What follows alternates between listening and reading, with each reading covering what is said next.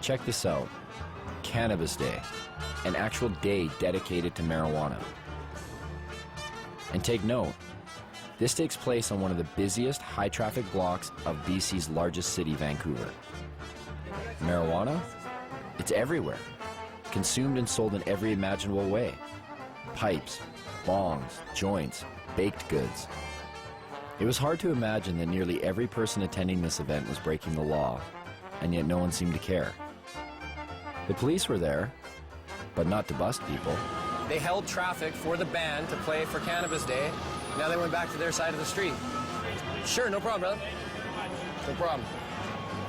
Complying with the 5-0.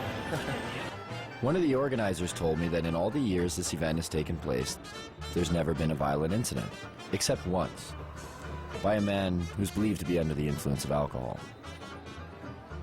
We heard there was a jazz festival happening at the same time on the other side of the block. It wasn't doing quite as well, but there was one group doing all right. Right up there, as you can see, still Cannabis Day going on, but right here, not even a block away, is a church retreat, and they're selling donuts. I was like, well, what do you guys think about the rally? And they're like, we need to pray for them.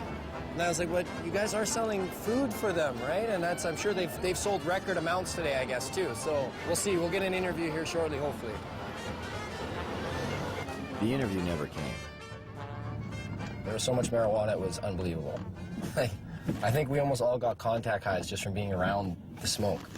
But I did get a donut. I did purchase some of these on the way out.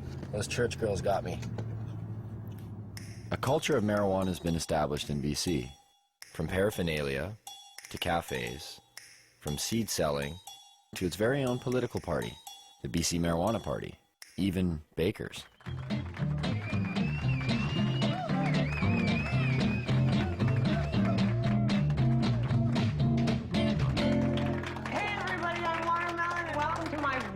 Cooking show, Baked and Baking, where we're going to revolutionize the cooking show and we're going to let you guys in on the action. Meet Watermelon Girl. She's made a name for herself as BC's only drug-dealing, nudist, comic, pin-up, baker. Did I get all that in? She was arrested for selling her cookies down on Wreck Beach. A nude beach. Is this for real?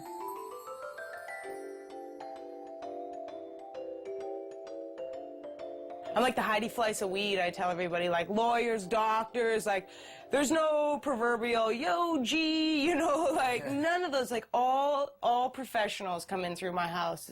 You know, a lot of people with money, a lot of people in politics. You don't want to know who comes through here. You know, my mother was a baker and her mother was a baker, and we just bake. So I made these pot cookies and I started selling them. It's hard to ignore such a large demand. So if you got arrested one time on Wreck Beach, right? Yeah, I've been arrested more than once. Allegedly trafficking ginger snap cookies. Allegedly trafficking ginger snap cookies. So I'm assuming not regular ginger snap cookies, right? The one with right. Snap, crackle, pot. But even the judge is like, uh-huh. You know what I mean? Like he's seen violent crime after violent crime, and then along comes the cookie girl. Cops are supposed to come and remove undesirables from communities, and I clearly was not an undesirable person in my community. Like, somebody else needs cookies. Actually, I just got picked up by the National Speakers Bureau, so I actually go on speaking tour to universities and talk to kids about marijuana. Oh, really? Yeah, it's like the most genius. I'm like, you want me to talk about marijuana? We're like, okay. And they pay me to do it. Lock up your kids. This is a heinous crime. So at some point, one might ask oneself, how does an industry of this size function while remaining illegal? Where does the money flow? Who's profiting off of it? Is there really $7 billion floating around the province unaccounted for? Maybe people are feeling the effects and they don't even know it. Turns out there seems to be a system. Some have even given this system a name. Well, a lot of people here in town and stuff consider it a union, right? Union? Yeah, the union, and you know, it's like a different term for pretty much industry. It's this underground thing where there's so many different tradesmen and different people all working together. You have to work together with people that you trust because it's illegal to do what people are doing here. So this is how the so-called union breaks down. And of course, there are many exceptions to this, but this is the typical setup. First, you have a home or landowner. He doesn't take on much responsibility. He is simply the legitimate owner of where the grow operation will take place. All he has to do is pick up a briefcase every 3 months and pay off his mortgage. His hands are clean because he can claim ignorance if the grow operation is busted. Oh, I'm sorry, officer. I didn't know they were growing marijuana there. Then you have his 50-50 partner, the contractor, who will provide the equipment and hire the grower or grow himself. The grower is known as the fall guy. Why the name? Because that's exactly what he is. If the operation is busted, he takes the fall. Once the crop is matured, clippers are then hired. They prep the weed for distribution by cutting away the excess leaves and stems. What a lot of people don't understand is a part of the marijuana plant that people smoke is the bud, which in essence is the plant's flower. It's not the leaves. Clippers are generally hired on an hourly wage starting around $20. Tax-free, of course. Once the marijuana is ready, in steps the weed broker.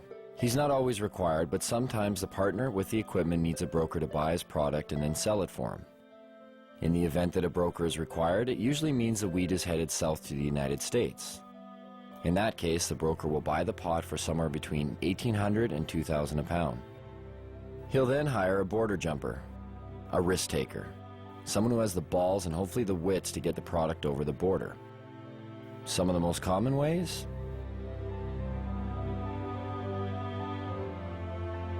The border jumper's fee varies with each trip, but they're always well paid. Once a product has reached the broker's U.S. connection, it will earn about $3,000 a pound. The farther south it goes, the more it makes. If it manages to make it all the way out east to areas like New York, the price is driven even higher, somewhere between $3,500 and $6,000 a pound. Stricter laws demand higher prices and in turn provide more profits. In Miami, 7 to 8 pounds of BC bud will trade for 1 kilo of pure yayo. Cocaine. That in turn makes its way back up to Canada. And sells for anywhere from $30,000 to $35,000 a key. If the marijuana manages to stay in the province, it will usually sell for around $1,800 to $2,000 a pound, depending on how flooded the market is. This is just the tip of the iceberg. The union embodies a slew of businesses and services, generating profits both directly and indirectly for the province. Some know they are involved and others choose not to acknowledge the benefits they gain from it. Carpenters build tables, rooms, sheds, and anything else that's needed for a grow show. Brand new homes are being built expressly for the purpose of housing a marijuana grow operation. Electricians set up lights, wire the electrical components, divert power if necessary. Hardware stores provide construction materials to build rooms and grow operation structures. Hydroponic stores supply lights, nutrients, soil, and other equipment needed to grow. Seed sellers provide, well, seeds. Clone growers create clones from other marijuana plants to aid in quicker grow cycles. Real estate agencies market houses to growers, unknowingly, but they profit all the same. There are some realtors, though, who are directly involved in the union and will actually cater to growers' needs, finding houses in secluded areas with big basements and power that can be spliced and stolen. Mortgage brokers and lease brokers who help growers with poor credit get the houses they need to start up. Banks who have minimal security to prevent illegal money from being deposited. The way it works now is deposits over $3,000 are sometimes questioned but are left up to the teller to decide whether the deposit is suspicious. If they believe it is, they may put a note on the account. It isn't until a $10,000 deposit that a mandatory FCAC form is filled out and sent away. But it is possible for $9,999 deposits to go through with little question. Oh, you sold some motorbikes. Cool. Oh, you sold your boat. Neat. Thanks for the business. You get the point. Lawyers and law firms provide counseling on how to make grow money legit. They help set up and incorporate LTD companies and holding companies to launder money. They also provide legal counsel to keep busted growers out of jail. The electric company who makes money off of enlarged electric bills due to excess lights. The only time they seem to get involved is when they think someone is stealing the power. Law enforcement receives budgets to fight the cultivation. They create special task forces like the Green Team to specifically target marijuana. Canadians spend $300 to $500 million annually on law enforcement and the justice system to enforce marijuana laws. Police also receive the benefits of seizing growers' and dealers' assets.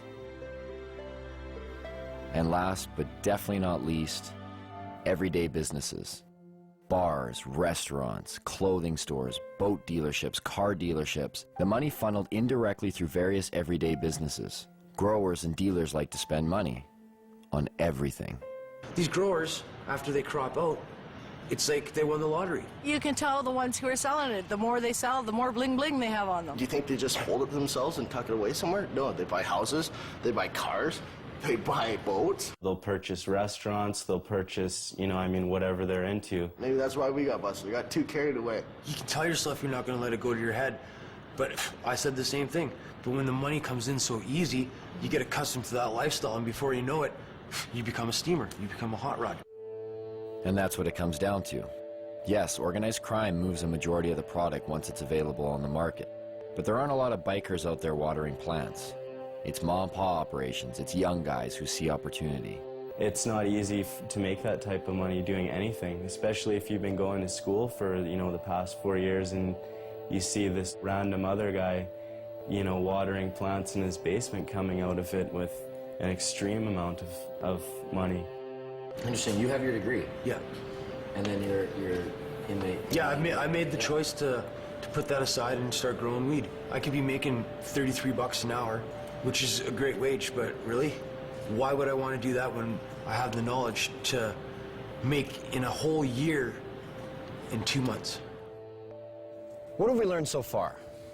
Well, one, the prohibition hasn't reduced the demand, and it certainly hasn't reduced the supply. Two, it's a steady source of revenue for organized crime, which in turn attracts young people because the money is so easy. And three, being an underground market actually creates crime and violence. And yet, the only one paying the costs for all of this are the taxpayers, people like you and me. Even further, this whole deal is over a drug that seems to pose no more of a threat than the substances we already regulate. At the very least, why isn't this up for debate? Dwight Eisenhower once spoke of a military-industrial complex. Have we built up a marijuana prohibition complex? The real war on marijuana didn't start until 1972. And President Nixon said, it's all the Jews smoking pot. And he really said that. When Nixon got into this with his war on drugs, he had things that he wanted to do. He had an agenda. A lot of the information that was kept and warehoused in the Library of Congress and also at major universities was actually recalled and destroyed. The Nixon report that came out through his administration was called the Schaefer Report. It was by a Republican governor, and when he studied it and gave an answer, you can pick this report up, pick up any page, open it, and if you actually have experience with cannabis, you'll realize they're telling the truth. And then when it came back saying that marijuana was essentially harmless, he totally ignored it, said we're going to launch a war on drugs anyways. He didn't even print as many copies that Congress and the House would have been able to see. 1970, beginning of the war on drugs. 76 New Jersey troopers became detectives. I was one of them. They designated 1/3 of us as undercover. I happened to fall in that 1/3. That's where I spent the next 14 years of my life. What we were targeted on was the pot smokers. There was a very good reason we were targeted on pot smokers. Most of them were protesting against the Vietnam War. Now, if you could arrest that whole group of people because they were smoking pot, you didn't have to have a Vietnam War protest, which Mr. Nixon thought was a pretty good idea.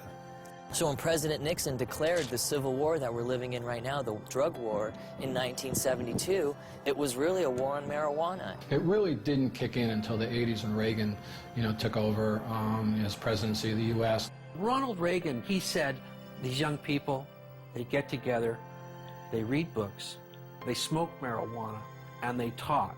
Like these three elements were a recipe for disaster. How do I feel about legalizing marijuana? Am I for it or against it? I am totally against legalizing marijuana. And make no mistake, in the U.S. government, the focus of their war on drugs is cannabis. The focus of their rhetoric is cannabis. It's certainly used as a poster child for all drugs. When you see an ad for drugs, it's always the marijuana leaf that goes up. It's almost like a religious jihad, more powerful than going for the gusto. Causes people to think. When people think, they question. They question things like, say, the war in Vietnam, or race separation of blacks and whites like they did in the 30s in the jazz clubs, or women's rights, or the Gulf War, oil wars. It's real simple. You put your loafers on,